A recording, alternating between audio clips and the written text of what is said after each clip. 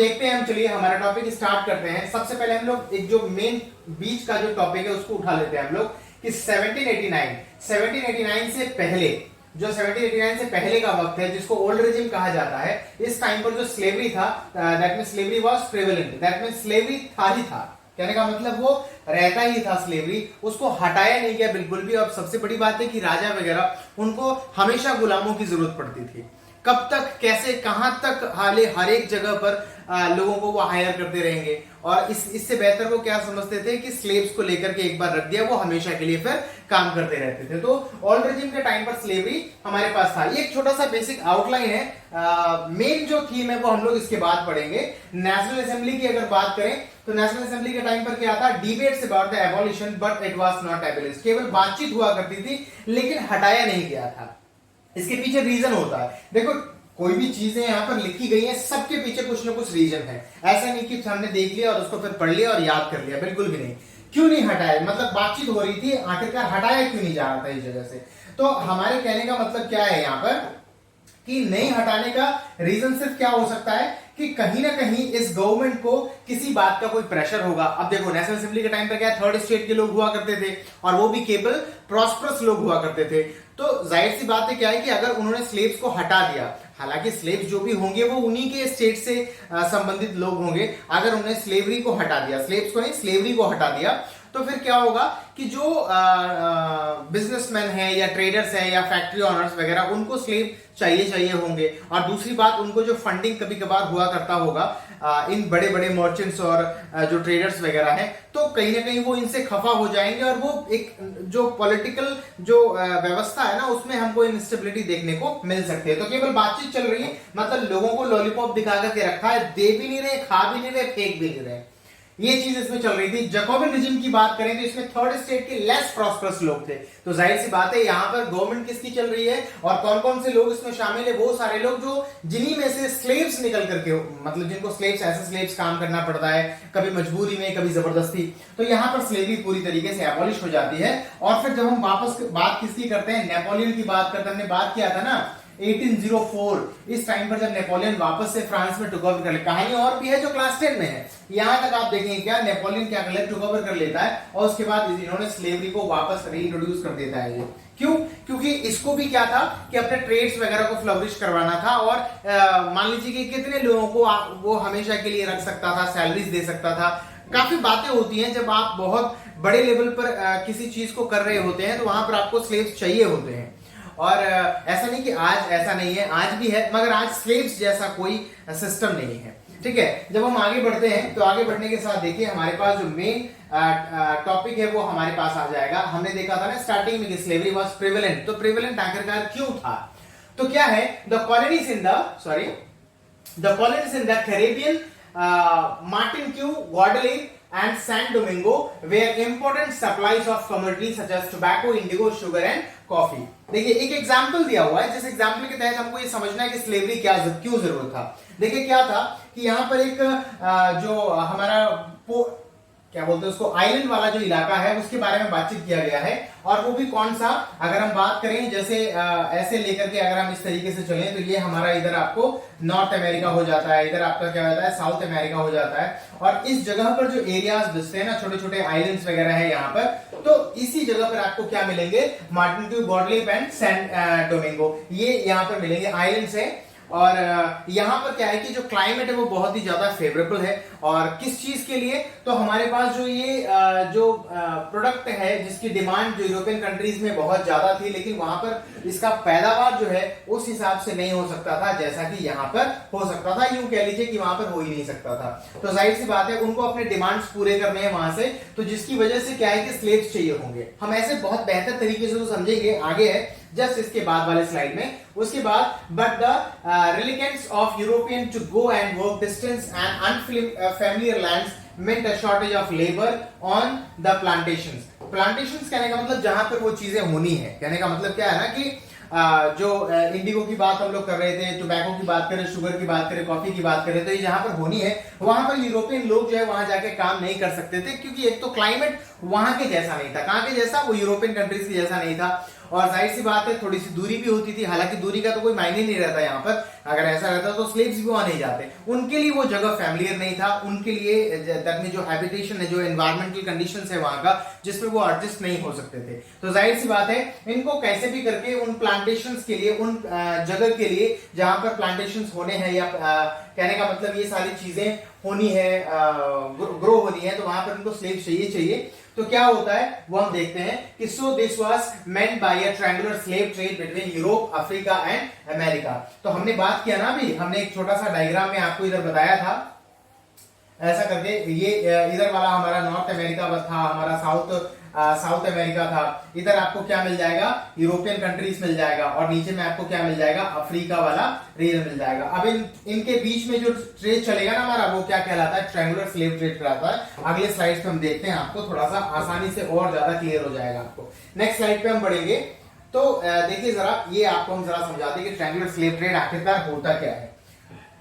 क्या है, देखिए हमने देखा यहाँ पर कि नॉर्थ अमेरिका वाला पार्ट हमारा ये हो गया। उसके बाद इधर जब हम देखें तो ये आपका साउथ अमेरिका वाला पार्ट हो जाता है। उसके बाद हम इधर बात करें तो ये अफ्रीका वाला पार्ट हो जाता है, और ये यूरोपियन कंट्रीज हो जाते हैं, है नहीं। इनके बीच में जो है स्लेव्स का फेरबदल चलता था, जिसको हम लोग ट्रायंगुलर स्लेव ट्रेड कहते थे, और भी डिटेल्स आपको बताएंगे हम इसके नोट्स के साथ साथ। देखिए क्या होता है कि स्लेव ट्रेड की अगर हम लोग बात करें तो the slave trade began in 17th century. French merchants sailed from the ports of Bordeaux and Nantes to the African coast, where they bought slaves from the local chieftains. Chieftains कौन होते थे, जो ऐसे लोगों को पकड़ के रखते थे। देखो हमने बताया था ना आपको इस जगह पर, देखिए ये जो हमारा एरिया है ना, ये अफ्रीका वाला, इस अफ्रीका वाले एरिया में क्या होता है कि यहाँ पर चिफ्टेंस हुआ करते थे। वो क्या करते थे कि मान लीजिए कि अंदर की जगहों से, है ना, अंदर की जगहों से क्या करते थे, लोगों को पकड़ करके लाते थे और यहाँ पर इनको रखते थे। जब ये यहाँ से पोर्ट सिटी से निकल करके इस जगह पर आते थे तो क्या होता था, यहाँ पर चिफ्टेंस जो है वो उन लोगों की बोली लगाया करते थे कि कोई 100 रुपए का आदमी, मतलब रुपए नहीं चलते थे, जो भी उनके करेंसी थी उसके हिसाब से वो उनकी बोली लगाते थे। अगर हट्टा कट्टा आदमी है तो ज्यादा पैसा हो गया, पतला दुबला, मतलब हर तरीके का स्लेव वहां पर बिकता था। तो ये चिफ्टेंस उसको बेचते थे, और फिर क्या होता था कि ये यहां पर ले जाए जाते थे। कैसे ले जाए जाते थे ये जरा देखिए, आपको बता दें कि क्या होता था इनका कि branded and shackled, the slaves were packed tightly into ships for 3 months long voyage across the Atlantic to the Caribbean. तो ये जो करेबियन आइलैंड जिसके बारे में हमने बात किया अभी, यहाँ पर वो छोटे छोटे जो यहाँ पर एरियाज आपको मिलेंगे ना, सॉरी ये बार बार मैं पेन लेना भूल जा रहा हूँ। तो कहने का मतलब क्या है कि इस जगह पर जो छोटे छोटे एरियाज है वो करेबियन आइलैंड्स कहलाते हैं।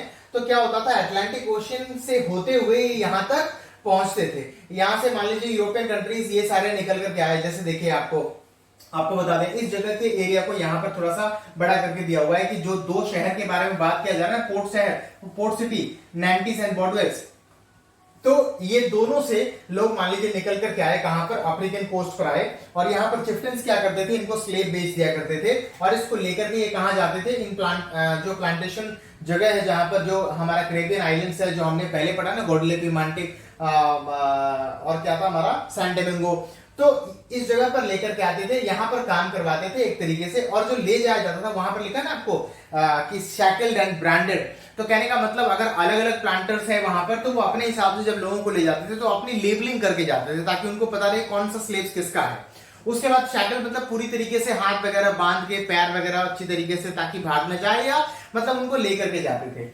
तो क्या होता था, ये चीज हमने यहाँ पर देख लिया कि किस तरीके से लोगों को लेकर के जाया करते थे। आगे जब हम बढ़ते हैं, देखिए एक चीज और यहाँ पर जो मेंशन नहीं किया हुआ है कि करीब 3 महीने का वक्त लगता था इनको लेकर के जाने में। तब तक इनको शिप में आलू की बोरी की तरह ठूस करके भर करके लेकर के जाया करते। बड़ा ही बेकार स्थिति है, कई मूवीज में भी इस चीज को दिखाया गया है। चलिए आगे जब हम बात करें तो आगे क्या है हमारा कि they were sold to plantation owners. The exploitations of slave labor made it possible to meet the growing demands in European markets for sugar, coffee and indigo, और जो और भी चीजें हैं जो यहाँ पर होती थी, क्या था वो हमारा टोबैको। तो कहने का मतलब क्या है कि इन लेबर्स की वजह से, labours that means in slaves की वजह से ये क्या पॉसिबल हो सका कि जो डिमांड यूरोपियन मार्केट्स में उठ रहा था, क्योंकि डिमांड तो था लेकिन वहां पर सप्लाई नहीं था, तो सप्लाई कहां से होता था, इसी कैरेबियन आइलैंड वाले जगहों से हुआ करता था, क्योंकि यहां पर ये सारी चीजें होती थी। कौन सी, शुगर, कॉफी, इंडिगो, और जो हमने एक और देखा था क्या, टोबैको। तो इन चीजों को पूरा करने के लिए वो यहां से स्लेव ट्रेड करके, दैट मींस जिसको हमने ट्रायंगुलर स्लेव ट्रेड के रूप में पढ़ा। सवाल ही बन सकता है what do mean by triangular slave trade, तो आप जवाब दे सकते हैं उस प्रकार से जो हमने मैप में आपको दिखाया था। पोर्ट सिटीज की अगर बात करें तो port cities like Bordeaux and Nantes on their economic prosperity to the flourishing slave trade. ये जो स्लेव का जो धंधा चल रहा था ना, वो इतना ज्यादा पॉपुलर था, जिसकी वजह से क्या है कि ये जो दो शहर है जहां से लोग निकल करके इनको खरीद के ले जाते थे। देखो ऐसा नहीं है कि कभी कभी होता क्या था कि लोग यहां से पकड़ के अगर इन स्लेव्स को खरीद के ले गए तो सीधे यही नहीं जाते थे, कभी कभी ये यहां भी चले जाते थे और यहां से वापस भी आते थे। क्या यहां से लेकर के फिर चीजों को वापस लेके यहां भी जाते थे, तो ये चीजें चलती रहती थी, बार बार चलती रहती थी। तो इसलिए ट्रायंगुलर स्लेव ट्रेड भी इसको कहा जाता है। तो हमने इस चीज को यहां पर क्या कर लिया, देख लिया कि इस प्रकार से क्या होता है कि जो बॉर्डोएक्स और नांटीज जो पोर्ट सिटीज है उनका डेवलपमेंट भी इन्हीं स्लेव्स का जो बिजनेस चल रहा है, यहां पर जो फेरबदल चल रहा है, खरीदने का, ले जाने का, प्लांटेशन ऑनर को बेच देने का।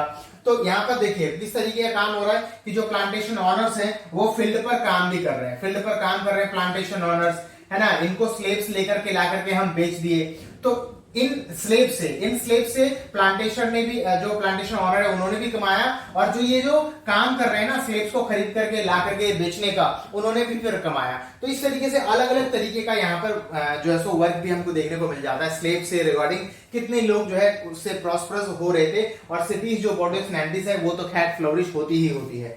जब हम आगे बढ़ते हैं स्टूडेंट्स, तो आगे वाले सेक्शन में हमारे पास क्या आता है कि उसी चीज को समझने के लिए कि then how the slavery was abolished, आखिरकार स्लेवरी को खत्म कैसे किया गया। तो देखिए हमारे पास ओल्ड रेजिम की अगर हम बात करें तो इस समय throughout the 18th century there was little criticism slavery in France. मतलब ओल्ड रेजिम के टाइम पर, मतलब नहीं समझो, लिटिल क्रिटिसिज्म का मतलब क्या है कि कुछ होता ही नहीं था, चलो स्लेव्स हैं काम कर रहे हैं, बस वो एक नॉर्मल सी बात होती थी कि करते हैं, कोई आवाज नहीं, कुछ नहीं, कोई आवाज उठाना नहीं। जिनको स्लेव्स के रूप में वहां पर काम कर रहे हैं वो सदियों तक काम करते रह जाते थे। तो ओल्ड रेजिम में तो ऐसा कुछ हमको देखने को नहीं मिला। अगर नेशनल असेंबली वाले में बात करें, थर्ड स्टेट से बिलोंग करते थे सारे लोग दैट मींस इसके जो असेंबली मेंबर्स हैं वो थर्ड स्टेट से, लेकिन वो प्रॉस्परस लोग थे। तो वहां पर क्या होता, डिबेट्स होते थे स्लेवरी को हटाने के लिए नेशनल असेंबली।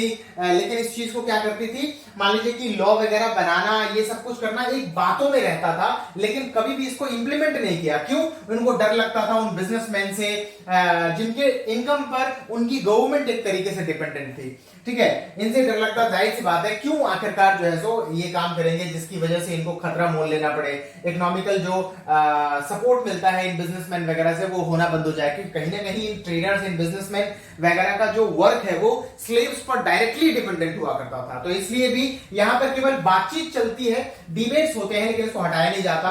बाद में सरकार किसकी बनती है, वो जैकोबिन रीजन वाला कन्वेंशन का। तो इसमें तो थर्ड स्टेट्स के वो लेस प्रॉस्परस लोग थे। तो क्या होता है फाइनली 1794 में क्या होता है कि एक कानून बनता है, उस कानून के तहत जितने भी स्लेव्स वगैरह है उनको छोड़ दिया जाता है, आजाद कर दिया। कोई स्लेवरी नाम की कोई चीज वहां पर रहती नहीं। आपको याद है हमने जो रेड कैप वगैरह के बारे में बात किया था, फ्रिजियन कैप वगैरह, तो वो स्लेव जब आजाद होते थे ना तो वो कैप वगैरह को पहना करते थे। ये सब कुछ आपने किस में पढ़ा था, कन्वेंशन वाले टाइम पर, जो जैकोबिन रिजीम हमने पढ़ा था। उसके बाद जब हम बात करते हैं किसके बारे में, नेपोलियन के बारे में अगर हम लोग बात करेंगे, देखिए क्या होता है नेपोलियन में कि 1804 Napoleon reintroduced slavery, plantation owners understood their freedom as including the right and enslave African Negroes and pursuit of their economic interest। कहने का मतलब ये देखो, नेपोलियन एक ऐसे विचारधारा का व्यक्ति था ना जिसको हर हाल में अपने आप को बहुत बड़ा करना था। फ्रांस में तो उसने अपने आप को स्थापित किया ही किया, लेकिन इसके साथ साथ इसको और बड़ा होना था, पैसे भी चाहिए होते होंगे। तो जाहिर सी बात है ट्रेड उनको हर हाल में बढ़ाना ही बढ़ाना है। जब ट्रेड बढ़ाना है तो जाहिर सी बात है उनको स्लेव्स लगेंगे, जितने ज्यादा हो सके। तो इन्होंने स्लेवरी को वापस क्या कर दिया, इंट्रोड्यूस कर दिया, ताकि बिजनेसमैन वगैरह को भी थोड़ा सा ज्यादा सहूलियत मिल जाए। प्लांटेशन ऑनर्स वगैरह हैं, इनको भी ज्यादा से ज्यादा सपोर्ट मिल जाए स्लेव्स होने से। तो ये चीजें हैं। उसके बाद लास्ट में हमारे पास देखिए क्या है कि slavery was finally abolished in French colonies इन 1848। तो आखिरकार वो घड़ी आ ही गई जब हमने देखा कि आखिरकार पूरी तरीके से 1848 में क्या होता है, स्लेवरी खत्म हो जाती है। ये डेट आप याद रखिए, सॉरी ये ईयर याद रखिए। ये ईयर क्या है, वो ईयर है जो फ्रांस को पूरी तरीके से रिपब्लिक दिलाता है। उसके पहले जो हम लोग अभी पढ़ रहे हैं ना 1804 जो हमने पढ़ा, नेपोलियन आ गया यहां पर। इसके बाद कहानी और आगे रन करेगी। हम देखेंगे कि क्या कि 1815 में बर्बन डायनास्टी जो है उसके एक और रूलर आ जाते हैं, रूल करने लगते हैं। मतलब फिर हमको देखना पड़ता है उसमें, फिर आपको डिफरेंट पॉलिटिकल इंस्टेबिलिटी देखने को मिलेगी उस जगह पर। खैर, तो हमारा जो ये टॉपिक है वो क्लियर होता है स्लेव वाला। स्टूडेंट्स, नेक्स्ट वीडियो में हम आपसे दूसरे टॉपिक के साथ मिलेंगे। दैट इज हमारा कौन सा टॉपिक है, the revolution and everyday life. अगर अभी भी आपने हमारे चैनल को सब्सक्राइब नहीं किया हुआ है तो आप हमारे चैनल को सब्सक्राइब कर लीजिए, और ऐसे ही आपको और दूसरे वीडियोस वगैरह मिलते रहेंगे। तब तक के लिए थैंक यू वेरी मच।